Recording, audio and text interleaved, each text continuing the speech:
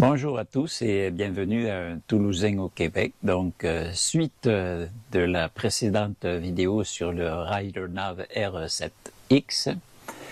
Donc, je vais vous parler de comment je l'ai ressenti. J'ai fait à peu près 400 km avec, sur donc en plein soleil et tout. Je vais vous montrer un petit peu l'interface, puis vous dire, comme je disais en arrière, je ne sais pas à quoi ça sert, il y avait des emplacements. Donc je vais vous dire tout ça comparé à mon ancien GPS, le Garmin Zumo 396 LMTS. Allez, c'est parti!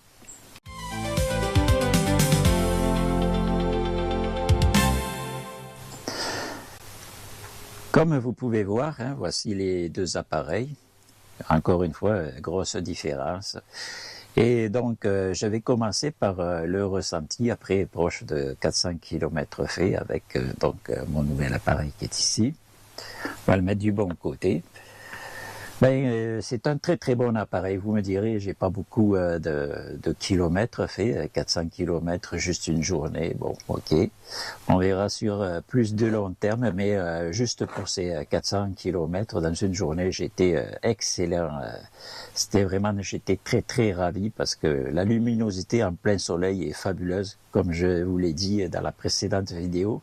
C'est tout de même 1200 nits, donc ça fait une énorme différence.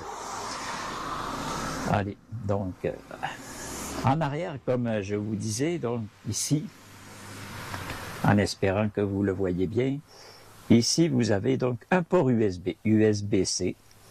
Il sert à alimenter, admettons, vous avez quelque chose à alimenter, vous pouvez le brancher dessus, il n'y aura pas de problème. Et sur le côté, donc,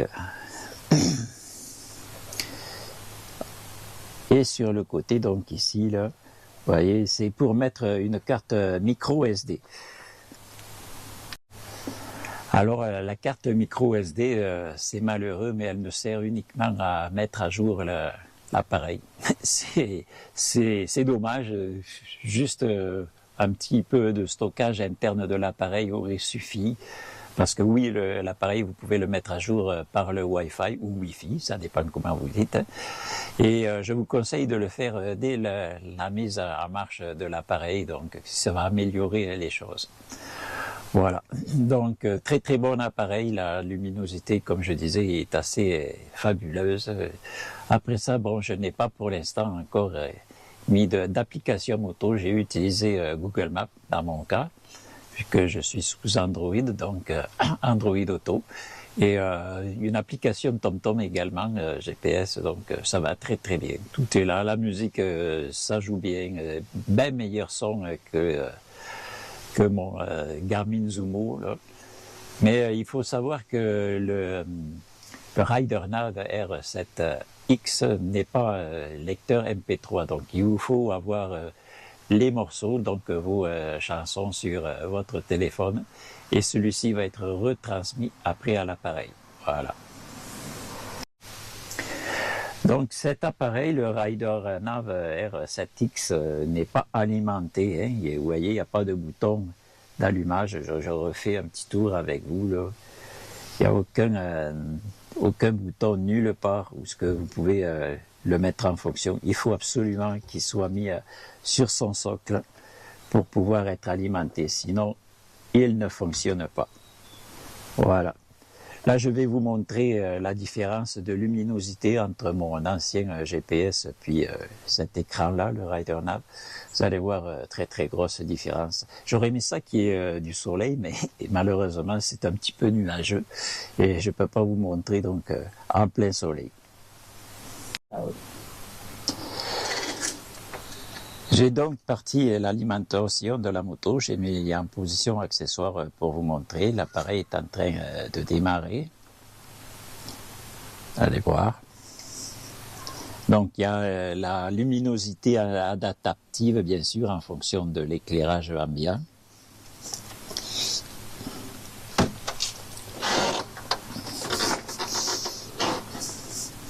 Vous pouvez voir, il y a un petit peu de reflet, mais une fois que l'appareil est allumé, ce n'est pas du tout gênant. Vous voyez, c'est très clair, il n'y a pas de problème. Puis Donc, je vais repasser du côté Android pour vous montrer un petit peu. Donc, comme je disais précédemment dans l'autre vidéo, il affiche ici l'altitude, ici donc le kilométrage. Vous avez aussi une fonction TPMS, donc pour avoir la pression de vos pneus si vous avez acheté donc les bouchons de valve auprès du fabricant. Il va vous transmettre la pression. Donc ici, vous affiche le kilométrage que vous faites à chaque démarrage et chaque fois que vous éteignez et repartez. Voilà, il va vous dire le coucher du soleil. Vous voyez, l'information ici change. Elle change constamment à peu près, je vais dire à peu près 10 secondes. Voilà, c'est l'altitude. Voilà, vous voyez. Allez, on repasse sous Android Auto. Donc, vous voyez, moi Google Maps, hein, on peut le mettre en plein écran. Voilà, donc c'est très très bien. Après, bien sûr, vous avez la possibilité de choisir votre lecteur qui est dans votre téléphone. Hein. N'oubliez pas que c'est une reproduction de votre téléphone suivant toutes les applications que vous avez. Voilà, ça fonctionne très très bien, il n'y a pas de problème. Là, je peux pas partir la musique à cause des droits d'auteur. Hein. Désolé, mais donc très bien. Appareil tout à fait satisfaisant pour moi. Donc maintenant, voici mon ancien appareil, le Garmin Zumo, vous voyez, je viens de l'allumer. Voilà. Et regardez la différence de luminosité. C'est encore que s'il y avait du soleil, vous le verrez encore plus, la différence de luminosité, vu que celui d'en haut s'adapte et celui d'en bas pas du tout. Il reste constamment à la même luminosité. Alors voilà le soleil qui commence à arriver un petit peu peut-être. En tout cas, pour moi, c'est un essai concluant. Il y a une très très grosse différence. Donc, c'est parfait.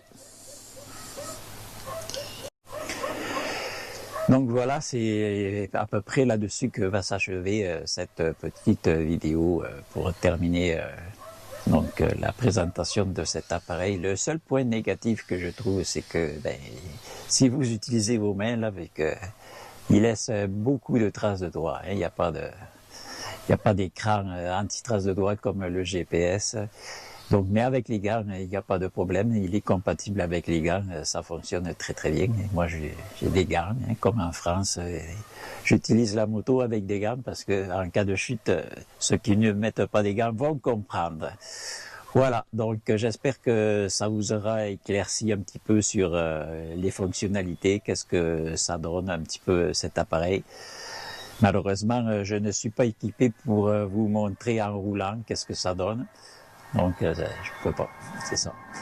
Merci à tous de me suivre. Laissez-moi vos commentaires et puis un petit pouce vers le haut, s'il vous plaît. Ça aide la chaîne à progresser. C'est, comme je le dis souvent, hein, c'est gratuit à vous. Et puis moi, ça m'apporte juste plus de facilité à faire des vidéos. Voilà, c'est tout. Donc, merci. À très bientôt pour une prochaine vidéo. N'oubliez pas de vous abonner, activer la petite cloche pour savoir les nouvelles sorties vidéo. Puis à très bientôt pour une prochaine vidéo. Salut!